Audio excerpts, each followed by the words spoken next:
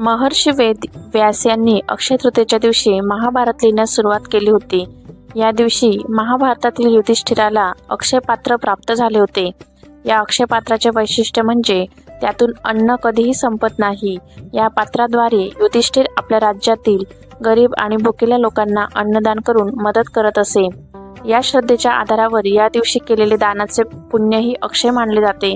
म्हणजेच या दिवशी मिळालेले पुण्य कधीही संपत नाही. त्यामुळे वर्षानुवर्षे माणसाचे भाग्य वाढते. त्यामुळे या दिवशी दानाला खूप महत्त्व आहे. आणि आपण इथे पूजेच्या मांडणीमध्ये एक मातीचं बोळगं घेतलेलं आहे. त्यावर छान असं मी कुंकवाने स्वस्तिक काढलेलं आहे. आणि त्यामध्ये तांदूळ किंवा कोणतेही धान्य तुम्ही भरू शकतात. तांदूळ आणि त्यावर आता इथे सर्व काही कॉईन्स वगैरे ठेवले आहेत. तर याचा अर्थ असा की आपण इथे अक्षय पात्र तयार करून घेतलेलं आहे. आणि आपल्या घरातील जे काही अन्नधान्य, धनसंपत्ती, सोने, नाणे असतात तर त्यांची आपण या दिवशी पूजा करायची आहे. जसं आपण लक्ष्मीपूजनला करत असतो, म्हणजे आजच्या दिवशी आपण एक प्रकारे लक्ष्मीपूजनच करत असतो.